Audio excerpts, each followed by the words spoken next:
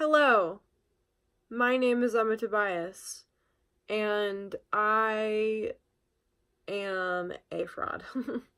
Hi, my name is Emma Tobias, and I am not a good fan. I'm not good at being a fan, and this video is all about that. I wanted to do like a reading resolutions video, but every time I filmed it, I felt like I was boring, so I changed my mind. I'm doing this video.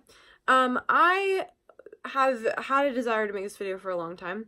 It started when I was asked very kindly to be on a panel at BookNet Fest where I talked about creating a fandom, and I was on this panel with people who are passionate fans and passionate members of their fandoms, and I was struggling with why I was there. I remembered it's because I used to make fan art, but also I was trying to remember why I made fan art. And I realized that my reasoning behind making fan art was not necessarily because I was a super fan of this community. It was because I liked having a prompt. And I think that's true for a lot of people. I liked, having like an image that I could, kind of copy from or draw inspiration from, and I took a lot of inspiration from things I really did love, things like Pride and Prejudice and Anne of Green Gables and Harry Potter. But the problem there is that although I really love those things and I am a fan, I've never been good about being in a fandom. I've always really respected people who can dive into fandoms. But the longer I especially been on BookTube, and especially with books, I realize that I'm not good at this. So, for example, this past year, there were a few books that came out that had really big fandoms on BookTube. Books like The Cruel Prince come to mind, or the Shatter Me series, or there are other ones. And I have read all of those books. And I enjoyed those books. I thought they were fun. I enjoyed them. But I realized that even though I enjoyed them, there was just something that was going on where I just couldn't fully commit to the world. And I was like, well, maybe it's because they're fantasy, and I'm not, or like sci-fi, and I'm not really a big fantasy or sci-fi person. But then I realized I've done this my entire life. Even with Harry Potter, I'm not in the Harry Potter fandom. I like Harry Potter. I even love Harry Potter. But I could never be in the fandom. And I think for some reason with me, it's because I have always felt like I would be like a fake fan, which scares me. So this is complicated. I'm getting very real. Part of this what am I doing with my hair? Part of this I should mention is because I'm not very good at marathoning things or throwing myself very intensely into things. I can't, I don't like that term. I can't marathon television shows. I can't marathon books. I find I get bored, I get stressed out, I have to stop. I'm not good at reading series, and I'm not good at finishing TV shows that aren't like short seasons. And that's partially just because I do get stressed out and I get bored and I want to do something else, I want to move on. But also, I think part of the reason why I'm not good at being a fan is because I always feel like somebody's gonna call me out on it, or I'm gonna be like in a fan competition and I'm not gonna know the answer to a question. I'm gonna be on that British show University Challenge, and that guy, old white guy, is gonna be like, yo, what happened in this part, and this section, and this thing?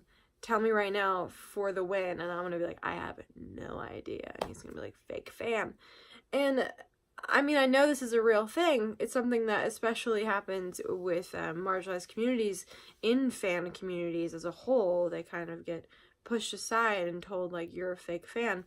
A few years ago in BookTube that happened. A lot of women were told that they were like, it's happened more than once, were fake readers because they wore makeup and they didn't fit the idea of what a reader is. Even then, I sometimes don't feel like a real reader because I'm not very necessarily very like bookish. Like, I really love reading, and I'm a book nerd. But even when I was in an English degree, I felt like the least English degree person there, despite the fact that I definitely was fine and wore things like this and drank lots of wine. But that's what I'm trying to say, is I've always had this imposter syndrome within fan communities and fan cultures, where I have felt like I can't quite live up to what everyone else is doing. So I wouldn't let myself love things. And then it gets into this idea that passionately loving something is incredibly vulnerable. And as someone who's always had a lot of walls and kind of held things at an arm's length, that's very difficult for me to let those walls down and be vulnerable with the thing that I love and am excited about. It's really a three-pronged problem. There's only one, I would say, one huge part of my life that is definitely a fandom, and that's Disney. And that's been a long-running thing. And there was a few years of my life, 5 or 6 years of my life when I was a teenager, where I really bucked it, and I would be like, I am not a Disney fan. I don't love Disney World, or I don't know everything that I possibly could know about this at the age that I am. And that was because I was afraid people would think that I was boring or weird or not interesting because I love Disney so much. So, if I think about it, I'm not really a good fan, or I shouldn't say good fan, I'm not great at throwing myself into fandoms because, one, I get bored very easily, but that might just be a product of the fact that I am too afraid of being called out and being seen as fake fan. But 3, maybe most of all, the vulnerability of being a fandom terrifies me. You are vulnerable to people calling you out, but you're also vulnerable to people just seeing you happy, excited, and passionate about something that you truly love. I'm going to try this year in 2019 to not be so afraid of talking about the things that I really love with passion and excitement. I like watching other people do that, and that is the reason why I started this booktube channel when I was at a point in my life where I didn't have anyone in my life to make fun of me or make me feel less than for the things that I love. So I went to booktube and I found people who really raised me up and brought me up and validated me. So that, I think, is why I am not that great at being a fan. This video is a lot. I hope you guys liked it. If you have thoughts, I'd love to know them. If you're like me, if you have trouble with that, let me know. And we can talk about it. Have a lovely day. Bye. And also, one day I will edit my videos again. But I'm rolling with 2014 Emma, and that girl did not edit her videos.